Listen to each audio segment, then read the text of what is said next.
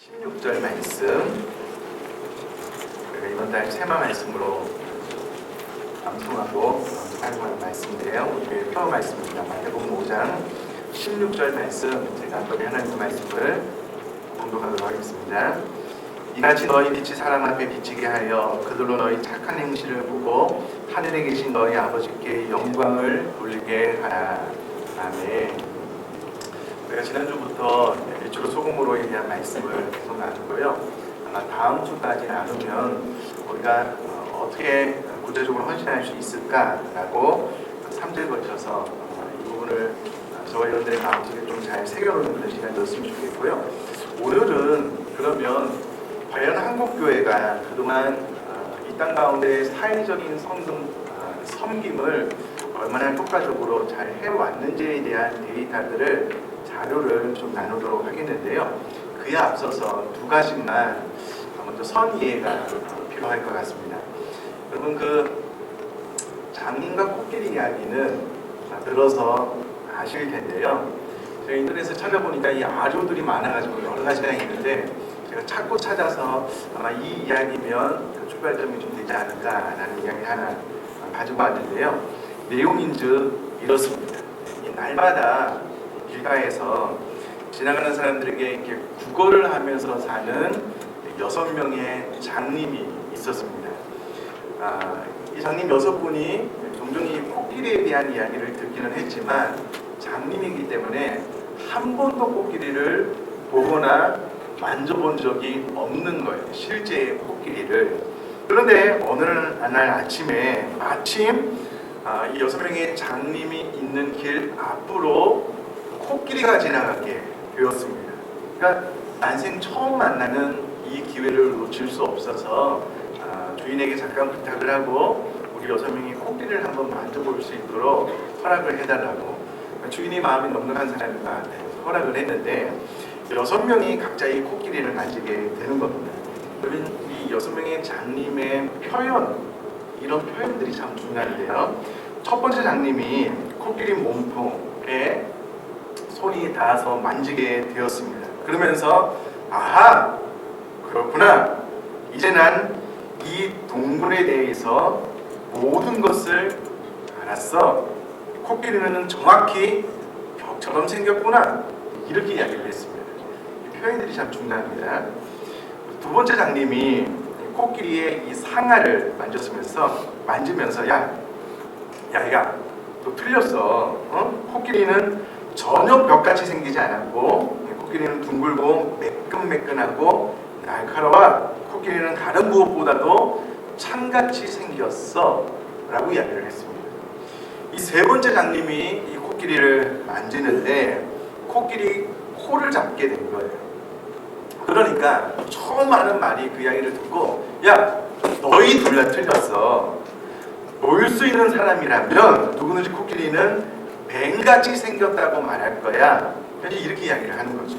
네 번째 장님이 이 팔을 뻗었는데 그 팔이 코끼리의 다리에 닿게 되었습니다. 네 번째 장님이 이렇게 이야기를 하는 거예요. 야, 너희들 정말 눈이 멀었구나. 장님들입니다. 코끼리는 둥글고 커다란 나무 같다는 것이 분명한데 너네 도대체 무슨 말을 하냐고 이야기를 하는 겁니다. 다섯째 장님이 키가 매우 컸던 것 같아요. 키가 커가지고요.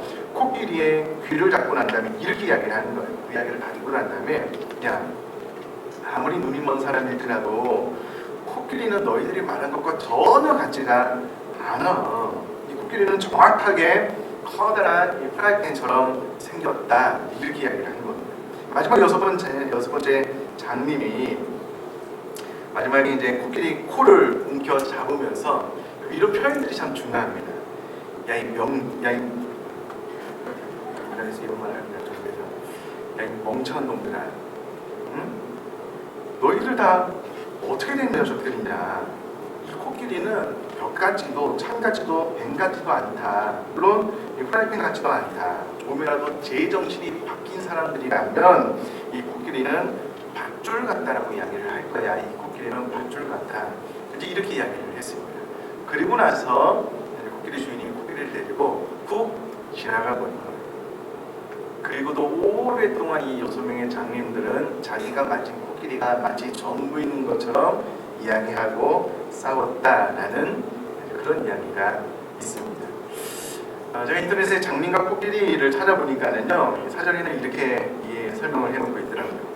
일부분만 알면서 전체를 안다고 생각하는 어리석음을 비유적으로 이르는 말이랍니다. 참 친절하게도 예문을 몇 가지를 했는데 제가 2가지만 적어왔는데요. 개론서 한 권을 읽고 철학을 다 이해했다고 생각하는 것은 장님 코끼리 만지기다. 이런 예문도 있고요.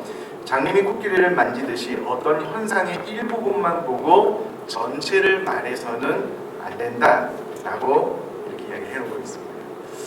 이 장님과 코끼리 이야기를 듣고 나서 우리뿐만이 아니고 이 세상 사람들이 기독교에 대해서 가지고 있는 그 생각들, 또 그들이 기독교에 대해서 말하고 있는 그 내용들이 본인들은 진리, 이게 전체라고 생각을 하지만 마치 장님이 코끼리를 만지듯이 극히 일부분에 대한 어떤 소식, 이야기를 듣고 본인이 접하고 난 다음에 그것이 마치 기독교의 전부인 것처럼 매도해서 이야기하는 경우가 많이 있습니다. 심지어는 우리 기독교인들 안에서도 기독교에 대한 안 좋은 편파적인 몇 가지 소식을 듣고 이것이 마치 전체 기독교인 것처럼 말하는 그런 이 장님이 코끼리 만지듯이 그렇게 말하고 생각하는 안타까운 분들이 있다라는 겁니다. 우리가 어떤 사실에 대해서 이것이 진리다, 이것은 변함없는 사실이다 라고 이야기를 하려면 객관적인 데이터가 있어야 되는 거죠. 통계라든가 우리 모든 사람이 인정할 만한 내용들을 가지고 이야기를 하면 그것은 설득이 되고 납득이 될 텐데, 자기가 살면서 접한 작은 일부분이 마치 전부인 것처럼 그렇게 이야기하는 것은 옳은 사고, 언행, 말이 아니다라는 겁니다.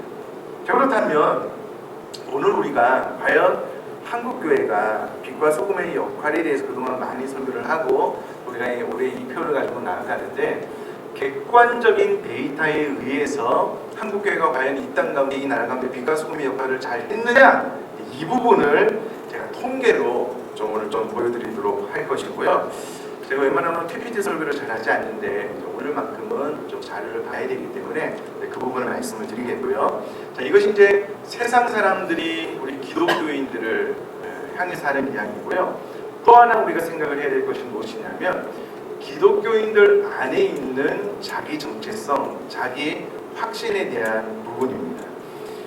여러분들, 개혁 그리고 혁명은 반드시 그 개혁, 혁명을 이루려고 하는 구성원들이 확신을 갖지 않으면 개혁과 혁명은 일어날 수 없습니다.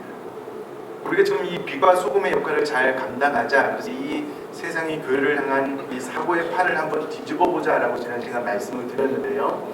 정작 문제는 우리 안에 내가 기독교인으로서 우리가 빛과 소금의 역할을 우리 기독교가 이렇게 잘 감당했구나라는 자기 인식, 이해, 확신이 없으면 그 누구도 설명하고 설득할 수 없다라는 겁니다. 그렇기 때문에 오늘 이 데이터를 통해서, 이 자료를 통해서 내 안에 있는 하나님이 꿈꾸시는 세상과 이 부분에 대한 기독교가 얼마나 잘 순종하고 있는지에 대한 부분을 내가 먼저 정확하게 알고 내가 설득당하고 또 내가 이해한 것을 다른 사람들에게 잘 말할 수 있는 저와 여러분 되었으면 좋겠습니다. 여러분 아멘이시죠?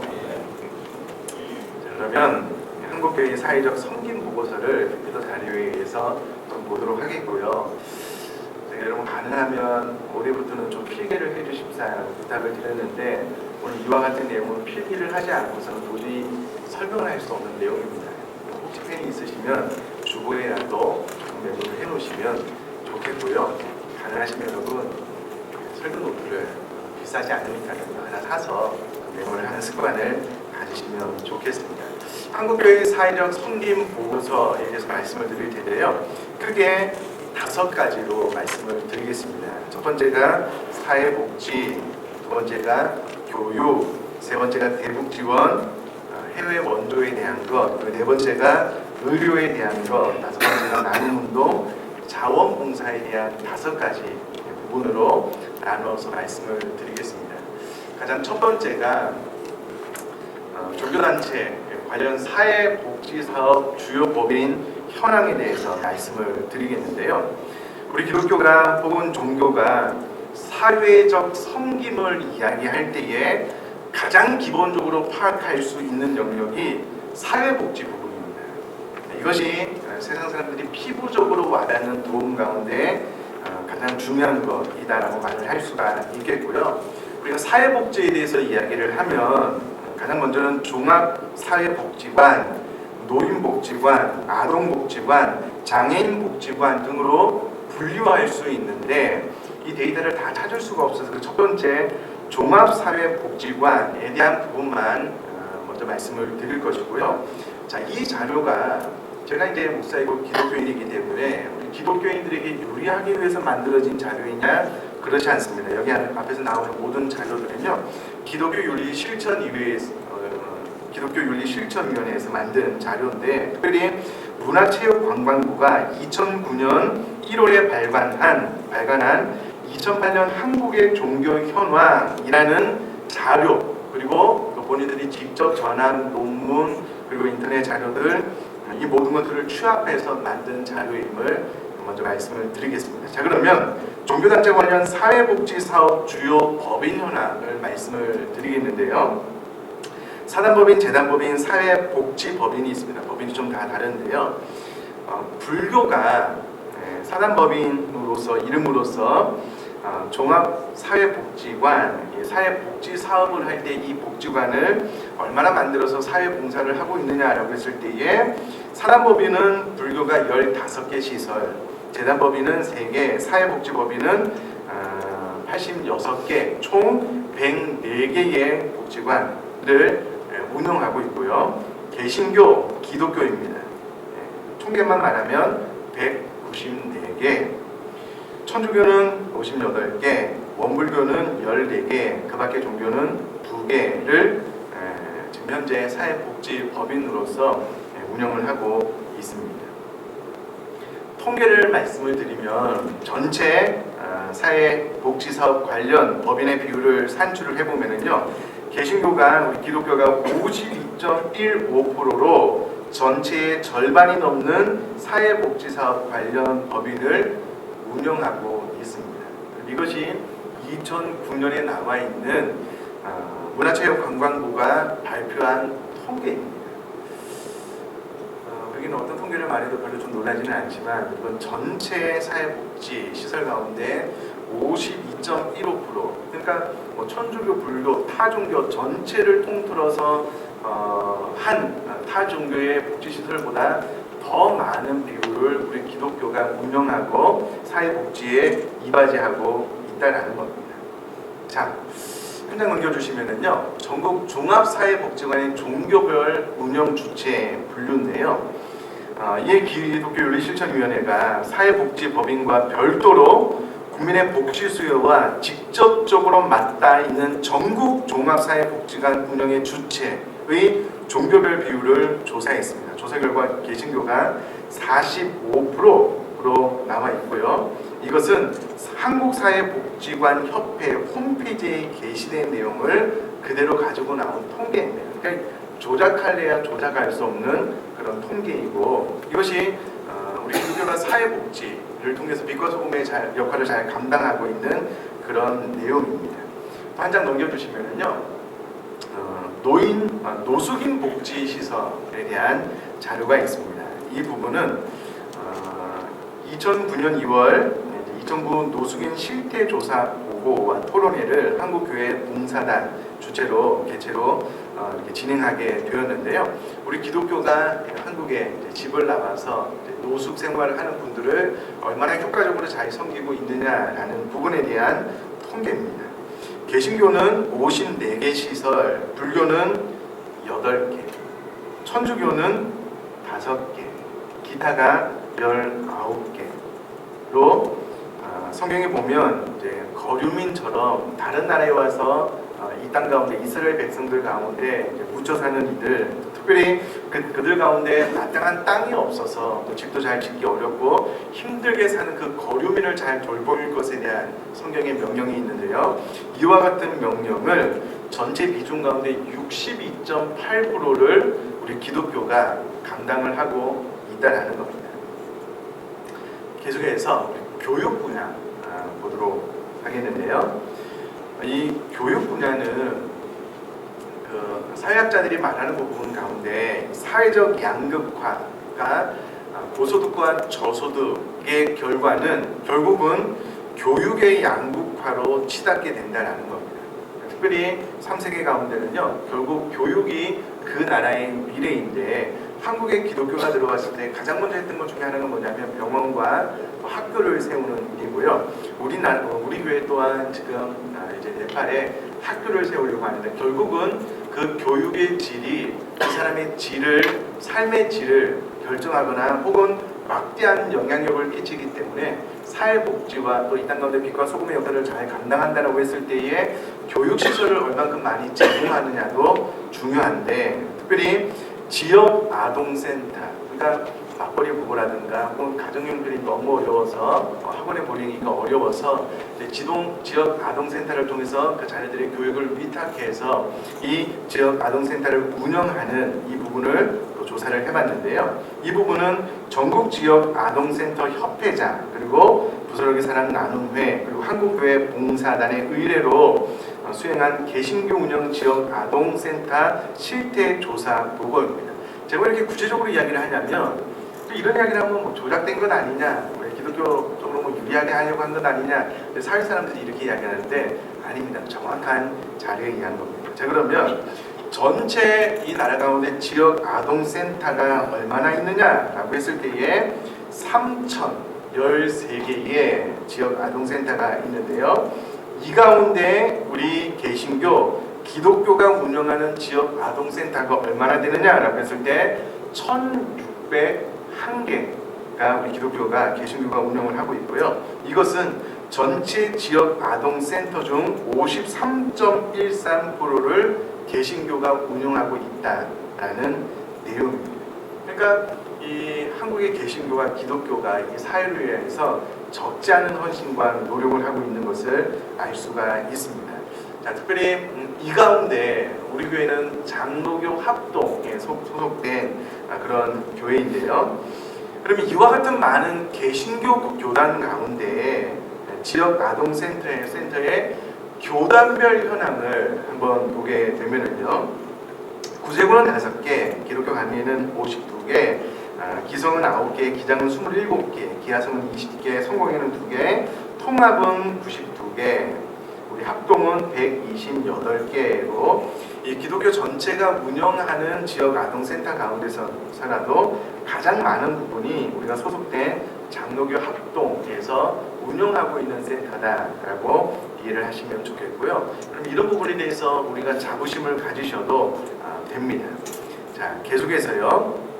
이미 발표된 자료 외에 기독교윤리실천위원회에서요, 교육과학기술부에 요청을 해서 2009년 초등고등학교 전체 학교 가운데 종교단체별 학교수 자료를 제공받았습니다. 그래서 이것을 보니까는요, 각 종교의 초, 중, 고등학교 운영 현황입니다. 2009년 통계인데요. 초등학교는 개신교가 24개, 천주교가 7개, 불교가 1개. 중등학교는 개신교가 97개, 천주교 26개, 불교가 15개. 고등학교는 개신교가 138개, 천주교가 38개, 불교가 15개. 통계적으로 보면은요, 개신교는 259개, 천주교가 71개, 불교가 31개의 학교를 운영하고 있습니다. 여러분, 이 퍼센테이지만 봐도 우리 기독교가 기독교 학교를 얼마나 많이 운영하고 있는지를 알 수가 있고요. 이와 같은 학교를 통해서 다는 아니겠지만 그래도 기독교 마인드로 우리 다음 세대를 잘 가르치고 있다라고 생각을 하시면 되겠습니다. 앞서 말씀드렸다시피 우리 교회가 이제 네팔에 학교를 세우려고 하는 이유도 여러분 좋은 학교를 세워서 좋은 교육을 받게 되면요, 그 아이들이 네팔의 지도자, 물론 네팔은 이렇게 지배 계층이 좀 다르지만 우리가 또 잘 계획을 해서 하게 되면요, 기독교 마인드로 잘 가르치면 그 아이들이 네팔을 변화시킬 수 있다는 확신으로 이제 이와 같은 계획을 진행하고 있고요. 이미 이 땅 가운데도 기독교적인 마인드로 많은 초등학교, 중고등학교, 고등학교를 우리 기독교가 운영하고 있다라는 생각을 하시면 되겠습니다. 자, 계속해서 대북 지원 해외 원조에 대한 부분을 좀 보도록 하겠습니다. 대북 지원 단체가 있는데요. 통일부가 파악하고 있는 대북 지원 민간 단체는 2009년 9월 30일 기준으로 79개가 있는데요. 이 중에서 22개가 개신교 계열의 단체인 것으로 조사가 되었습니다. 가까운 곳에 있는 우리 민족 동포라고 하는 북한이 어려운 일이 있을 때마다 북한의 이제 후원금과 또 필요한 물류, 물자를 또 필요한 비료들과 쌀, 이 모든 것들을 통합해서 보낸다라고 했을 때에 한국 기독교가 얼마를 감당하고 있느냐라고 했을 때에 2007년에 단위가 너무 많아서 제가 똑바로 읽어야 될 텐데요. 전체 1억 2,773만 5천 달러라는 2007년의 대북 지원 가운데 우리 기독교가 4천만 달러 이상을 했습니다. 그러니까 전체 대북 지원 가운데 35.65%를 했고요. 2008년, 2009년 통계가 있고 제일 마지막 부분에 보면은요, 3년치를 취합을 해봤더니 전체 대북 지원 금액 가운데 40.29%를 우리 기독교가 감당을 했다라는 겁니다. 이것이 통일부 민간단체별 지원 실적 2009년 10월 통계에 대한 부분입니다. 그러니까 우리 기독교가 북한을 섬기는 이 일에 대해서도 전체의 40%가 약간 넘는 금액을 기독교가 감당을 해 왔다라는 겁니다. 자, 또 다음 페이지로 넘어가서요, 해외 원조 단체를 좀 보도록 하겠는데요. 해외 원조의 경우에 관련 단체들의 모임인 해외 원조 단체 협의회의 자료를 토대로 했는데요. 해외의 지진이나 쓰나미나 피치 못할 어떤 어려움을 당했을 때에 우리 한국이 해외로 그들에게 필요한 재정이야 물류들을 보내는 이 모든 것들을 취합을 해 보았는데요. 이 해외 원조 단체 협의회가 가장 최근에 편한 편람의 회원단체의 종교적 배경이 밝혀져 있는데요. 이런 해외 원조 단체 협의회 가운데 36%가 개신교 단체였는데요. 그만큼 해외 원조에 있어서도 그 비용을 좀 산출하기는 어려웠지만 전체 가운데 36%가 개신교가 감당을 하고 있고요. 이 통계를 가만히 보면 여러분, 세상 사람들은 천주교가 세상을 향하여 많은 일을 하는 것 같지만 딱 보시면 알겠지만 이 가운데 천주교는 1개입니다. 2%, 원불교는 2개, 4%, 불교는 3개, 7%를 차지하고 있습니다. 그러니까 해외에서 이렇게 큰 일이 터질 때마다 정말 그들에게 필요한 것들을 잘 제공하는 종교단체가 어디냐라고 했을 때에 기독교가 가장 큰 역할을 감당을 하고 있는 것이고요.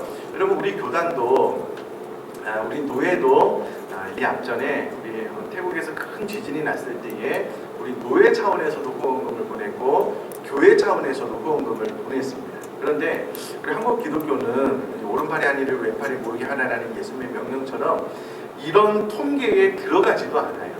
아마 이와 같은 개신교 교회가 훨씬 더 많을 겁니다. 그러니까 이런 36%에 들어가지 않는 단체들까지도 개교회에서는 우리 교회를 포함해서 노예 총회가 이렇게 해외에 많은 금액을 보내는 것을 생각을 해본다면 이 퍼센테이지는 이거보다 훨씬 더 많은 부분들을 우리 기독교가 감당하고 있다라고 생각을 하시면 좋겠습니다.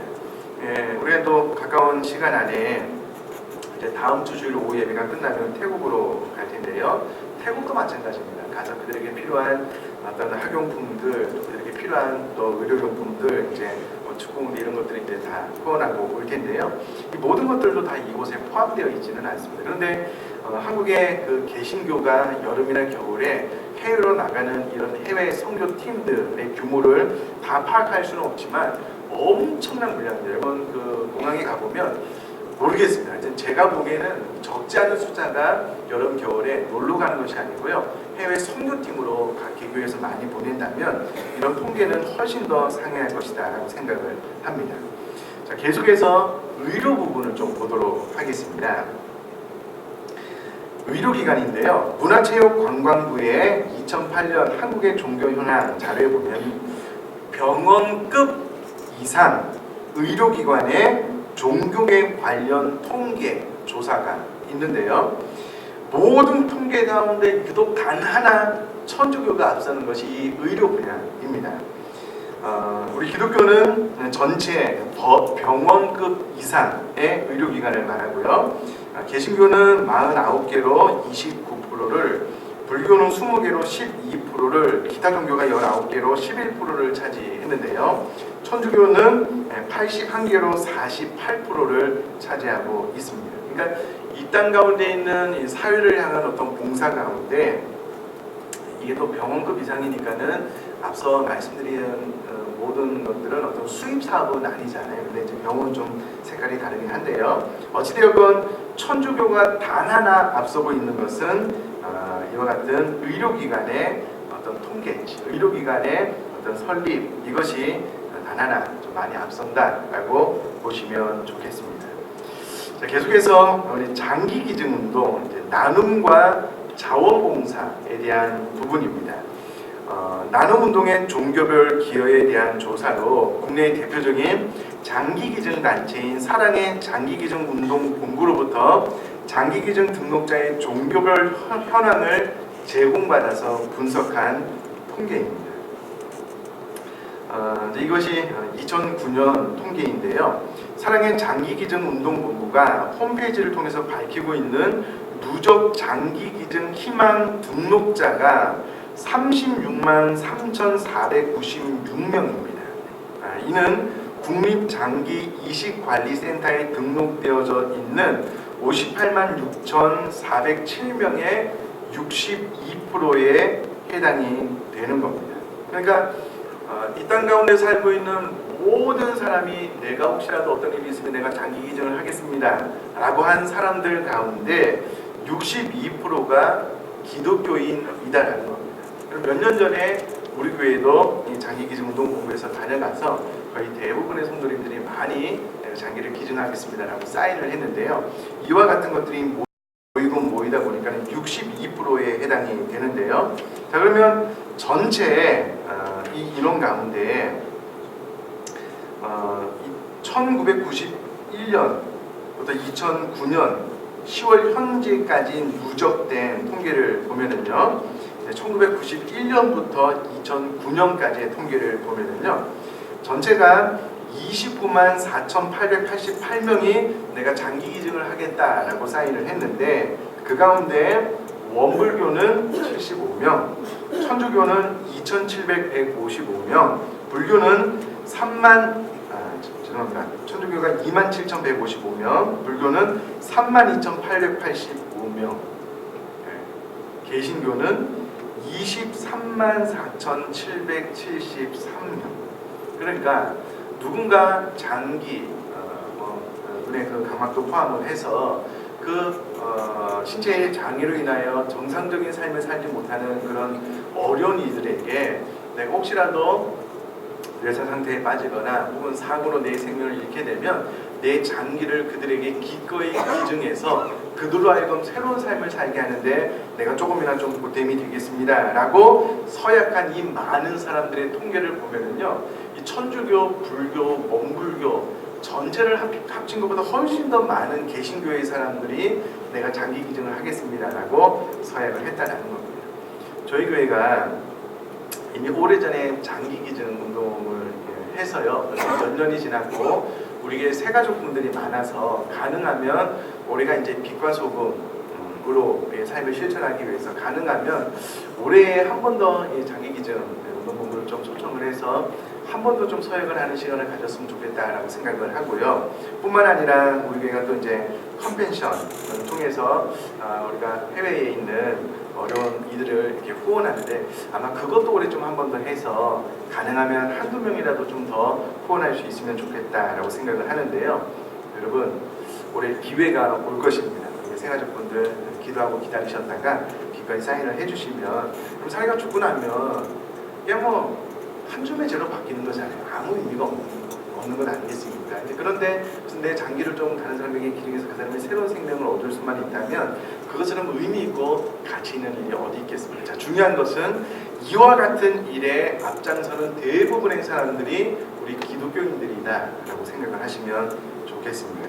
자, 이것을 비율로 이렇게 산출을 해봤더니요. 전체 장기기증 희망 등록자의 종교별 비율을 봤더니 전체 가운데 천주교는 9%, 원불교는 0.02%인데요. 천주교는 9%, 불교가 11%, 그중에 개신교가 80%다.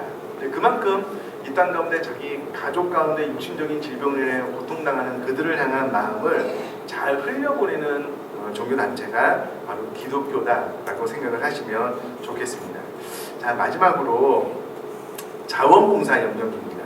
이 부분은 일상적으로 이루어지는 자원봉사 활동을 종교적으로 파악하는 것이 쉽지가 않은 작업입니다. 그래서 기독교윤리실천위원회에서요, 오래전에 있었던 서해안 기름 유출 사고 가운데 자원봉사에 대한 통계는 엄밀하지는 않지만 그래도 어느 정도 산출이 가능해서 이 부분을 이제 통계치로 가져와서 보고를 한 것이 있는데요. 그리고 우리 교회도 서해안에 기름 유출이 됐을 때에 봉사로 차를 대절해서 수십 명이 다녀왔습니다. 우리 교회 성도님들도 이 인원에 포함이 된 것을 아주 자랑스럽게 생각을 하고요. 이때 당시에 자원봉사 연 인원이 앞에 나와 있는 저렇게 많은 인원인데요. 한국교회 자원봉사가 이 인원 가운데 70만 명 맞습니까? 1십, 100, 1000만, 10만 명이 되죠. 70만 명 맞나요? 다 적어놨는데 이걸 안 적어놨네. 70만 명이 이 일에 동참을 하게 되었습니다. 그래서 서해안 기름 유출 사고 자원봉사 인원의 57.06%에 해당하는 사람이 바로 개신교 기독교인이었다라는 것을 알 수가 있습니다. 그러니까 이 나라에 서해안에 이제 기름이 유출돼서 이제 서해안에 사는 어민들이야 낙심한 그들을 조금이라도 위로하기 위해서 많은 사람들이 가서 저도 이제 가서 기름을 닦아내는데 표도 안 나요. 잘 닦이지도 않고 그럼에도 불구하고 이 많은 일에 우리 기독교인들이 동참을 하게 되었고요. 이것이 한국 기독교가 지금까지 적어도 2009년 이후로도 이 통계는 뭐 다르지 않을 텐데요. 지금까지 우리 한국 교회가 이 사회를 향하여 봉사한 내용들입니다. 참이 아이러니하게도요. 2009년 여론조사 결과에 따르면 한국 교회, 그러니까 오늘날 한국의 사람들이 기독교에 대한 인식이 별로 좋지 않은데 한국 교회의 신뢰도 제고를 위한 노력이 필요한 상황에서 향후에 개신교가 신뢰받기 위해서 해야 될 사회적 활동에 대해서 60.3%가 봉사 및 구제 활동을 꼽고 있다라는 겁니다. 그래서 사회 사람들이, 세상 사람들이 안타깝게도 교회에 대한 신뢰도가 많이 떨어졌는데 그러면 교회가 어떻게 하면 세상을 향하여 신뢰도를 더 높일 수 있을까 물어본 거예요. 그랬더니 그분들이 뭐라고 이야기를 하냐면 개중에 60.3%가 봉사 및 구제 활동을 해야지만 교회가, 개신교가 사회적으로 신뢰를 더 얻을 수 있다라고 이야기를 합니다. 이게 참 앞뒤가 안 맞는 말 아닙니까? 지금까지 우리가 들었던 말에 의하면 타 종교 전체를 취합한 것보다 우리 기독교가 사회를 향하여 더 많은 봉사를 해왔고 지금도 하고 있고 앞으로 할 것입니다.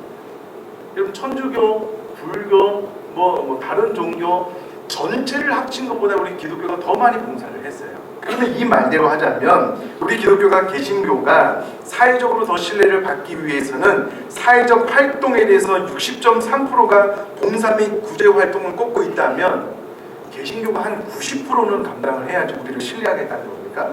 뭔가 좀 앞뒤가 맞지 않는 그런 내용이죠. 이미 많이 하고 있음에도 불구하고 우리 기독교는 이와 같은 일들을 예수님의 말씀처럼 자랑 삼아 이야기하지 않아요.